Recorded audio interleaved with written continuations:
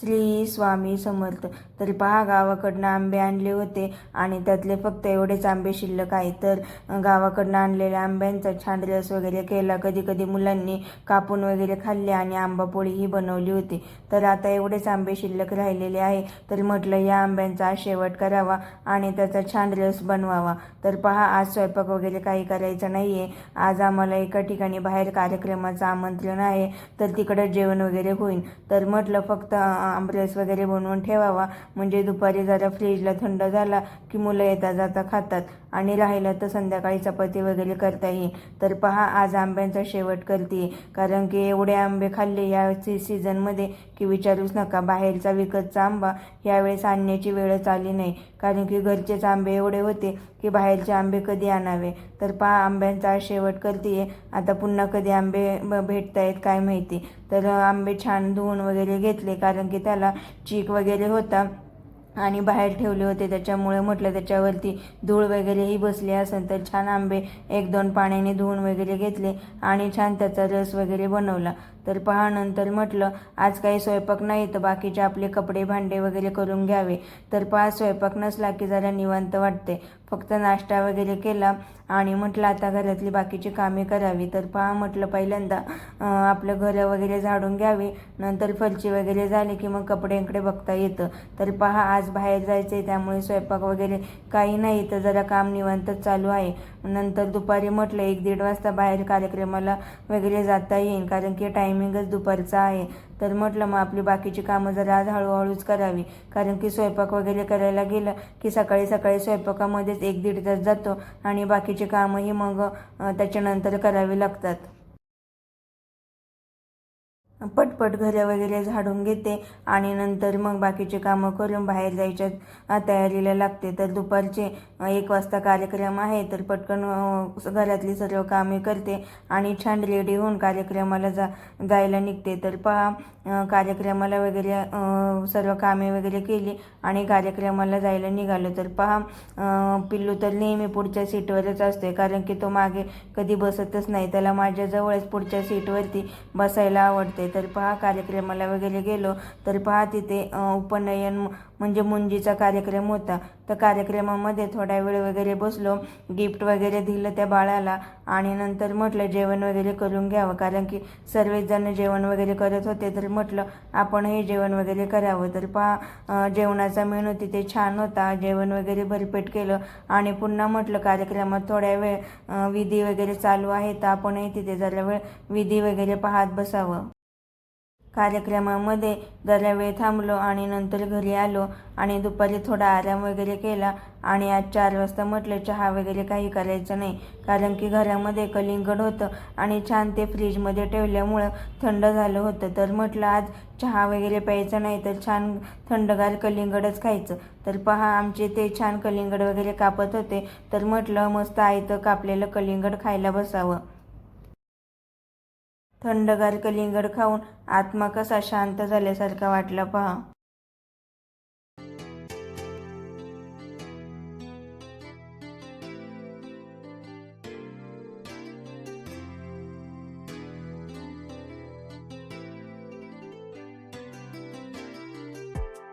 तर पहा, आज संध्याकाळचा जेवणाचा मेनू काय येतो. आज बुधवार आहे. तर पहा, चिकन आणलेलं आहे.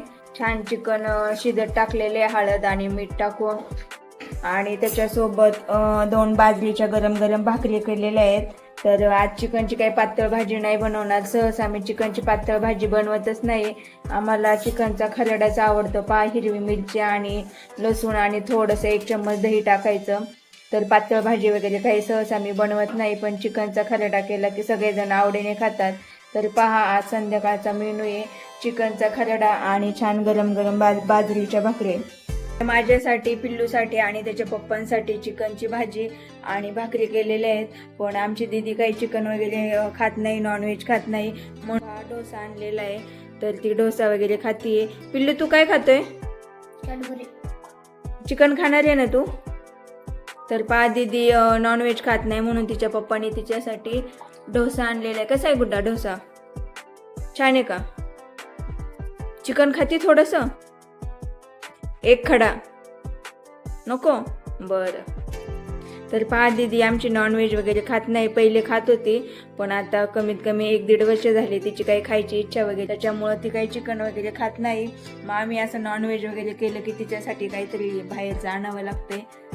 तर आपण चिकन खातोय म्हटल्यावरती मग तिला पण थोडंसं काहीतरी चमचमीत द्यावंच लागतंय. तर मग तिला थोडंसं बाहेरनं काहीतरी पार्सल वगैरे आणतो आम्ही चिकन वगैरे केल्यावरती. तर आमच्या पिल्लूने काल खेळता खेळता इथे गालाला गुडगा मारून घेतला होता, ते पूर्णपणे काळं निळं झालं. तर अजूनही तसंच वन पाहते.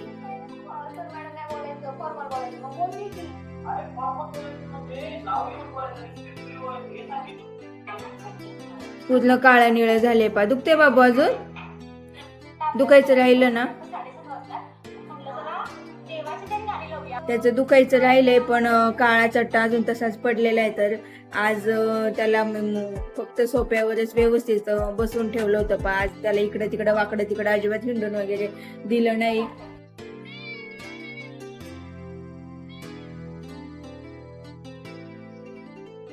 त्याला भूक लागली पिलू बघ, त्याच्यामुळे तो तुझ्या जवळ आलाय.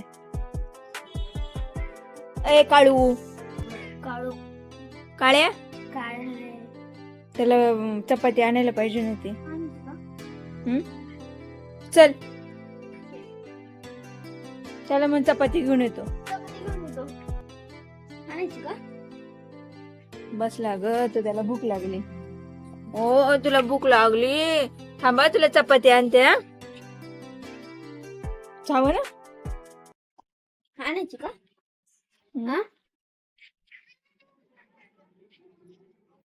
चपाती आणते त्याला. नाही ते दूध पितो. दूध पिते तो? हा. रे नको रे नको, जवळ चिट्टू. आलो. तुम्ही जावा आम्ही आलो. चल बाळा चल, त्याला चपाती आण. तो पण आलाय बघ. लिफ्ट मध्ये घेऊन जायचं का? रात्रीचं जेवण वगैरे केलं आणि नंतर पहा जेवण वगैरे केलं की आपलं फेवरेट काम चालू झालं. हे सर्व लेडीजचं मला वाटते फेवरेटच काम असन, कारण की जेवण झालं की नंतर किचन ओटा धुवा, भांडे घासा, नंतर भांडे मांडणीला वगैरे लावून द्या. हे रोजचंच काम आहे आणि प्रत्येक लेडीजचं हे फेवरेट काम असन असं मला तरी वाटतंय. कारण की याच्याशिवाय लेडीजला पर्यायच नाही. जेवण झालं की बाकीचे घरातली मंडळी छान TV वगैरे मोबाईल वगैरे पाहत बसतात, पण लेडीजला जेवण झालं की किचनमध्ये अर्धा ते 1 तास घालावंच लागतो पहा, त्याच्याशिवाय तिला करमतच नाही. तर पहा प्रत्येक लेडीजप्रमाणे माझंही तेच आहे. जेवण वगैरे केलं आणि नंतर म्हटलं आता भांडे वगैरे घासायला घ्यावे, कारण की जेवण केल्यावरती आपण जर बसलं मोबाईल आणि TV पाहत तर आपल्या किचन वाट्याकडे काही कुणी पाहायला वगैरे येणार नाही. त्याच्याकडे TV पाहिला, फोन पाहिला तरी नंतर आपल्यालाच पाहावं लागणार आहे. तर पहा TVच्या आणि मोबाईलच्या नादी न लागता म्हटलं आधी आपला किचन वाटा आणि भांडे वगैरे घासून घ्यावी, म्हणजे जरा बरं वाटतं. नाही तर उगा टाईमपास करत बसलं की उगा मग 9चे 10 आणि 10चे 11 होतात आणि कोणाला काहीच फरक पडत नाही. मग 10 वाजले आणि 11 वाजले तरी आपल्याला आपलीच कामं करावी लागतात. कोणी म्हणत नाही की चला आजच्या दिवस मी करते म्हणून. तर पहा म्हणणार तरी कोण? घरामध्ये इनमिन 2-3 माणसं, जो तो आपापल्या कामामध्ये व्यस्त, त्याच्यामुळे आपली कामं आपल्यालाच करावी लागतात. तर पहा छान किचन ओट्यावरचे भांडे वगैरे आवरून घेतले आणि भांडे वगैरे घासायच्या आधी म्हटलं किचन ओटा वगैरे साफ करावा, कारण की भांडे घासायला घेतले की भांड्याची जाळी मांडली की जाळी एवढी मोठी आहे की किचन ओटा अर्धा भरून जातोय आणि नंतर किचन ओटाही व्यवस्थित साफ करता येत नाही. तर भांडे वगैरे सर्व खरकटे बेसिनला ठेवले, भांड्याची जाळी वगैरे किचन ओट्याच्या खाली ठेवली आणि पटकन म्हटलं किचन ओटा वगैरे साफ करून घ्यावा. तर पहा सकाळीच पाण्याने वगैरे किचन ओटा धुतला होता, तर आता फक्त त्याच्यावरती कपडा वगैरे मांडते, कारण की संध्याकाळचा काही एवढा स्वयंपाक नसतोय आणि गॅसवरती एवढं काही जास्त सांडत नाही. पण सकाळचा स्वयंपाक केला की खूप गॅसवरती सांडासांड होते आणि गॅस पाण्यानेच धुवा लागतोय. तर पहा कपड्याने छान किचन ओटा वगैरे पुसून घेतला आणि भांडे वगैरे चकाचक केले. तर पहा 2-3 दिवसापूर्वी मी थोडेसे गहू भिजत टाकले होते, त्याच्या काही कुरड्या वगैरे बनवणार नाही, पण मुलांना चीक खायचा होता. तर म्हटलं आपलं थोडंसंच अर्धा 1 किलो गहू भिजत टाकावे आणि त्याचा नाश्त्यासाठी मुलांना 1 ते 2 दिवस चीक वगैरे बनवून द्यावा. तर पहा 2-3 दिवस झाले गहू भिजत टाकले होते आणि त्याचं रोज पाणीसुद्धा बदलत होते.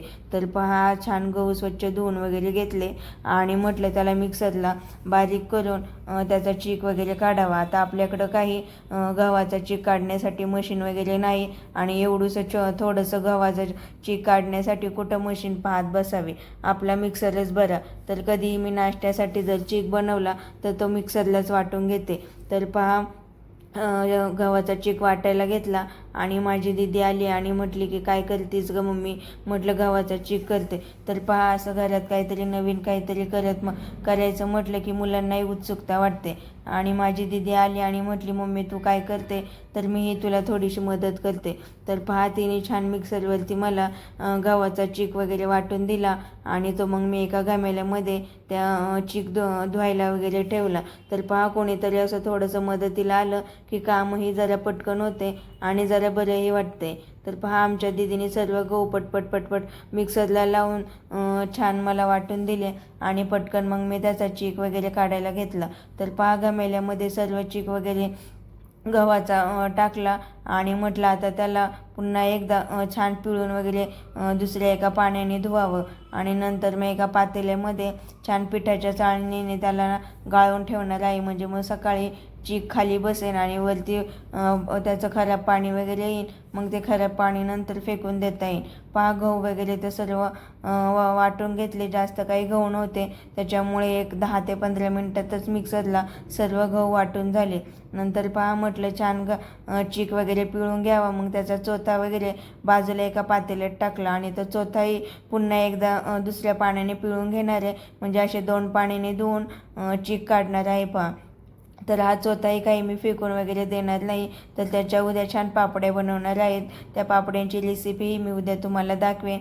त्या पापड्या तर एवढ्या छान लागतात की त्या तळून खाल्ल्या की एवढ्या भारी लागतात की विचारूच नका. आमच्या दीदीला तर एवढ्या आवडतात की ती सारखी तळून खाते. तर पहा तिच्यासाठीच खरा हा बेत चालला आहे. चीक तर नाश्त्यालाच होईन, पण खास त्या चिकाच्या गव्हाच्या पापड्यांसाठी चोथ्याच्या पापड्यांसाठी ही सर्व घाई चाललेली आहे. किचन ओटा वगैरे छान पुसून घेतला होता आणि म्हटलं नंतर गहू वगैरे दळावे. पण पहा माझं काम कधी पण हे उलटच असतं. कारण की किचन ओटा छान पुसला आणि नंतर गहू दळायला घेतले, पण सर्व किचन ओट्यावरती पुन्हा सगळं गव्हाचं आणि चिकाचं पाणी पडून किचन ओटा पांढरा झाला आणि पूर्ण किचन ओटा आता पुन्हा एकदा मला पुसावा लागणार आहे. तर पहा कधी कोणतंही काम करताना माझ्याकडनं ते उलटच होतंय.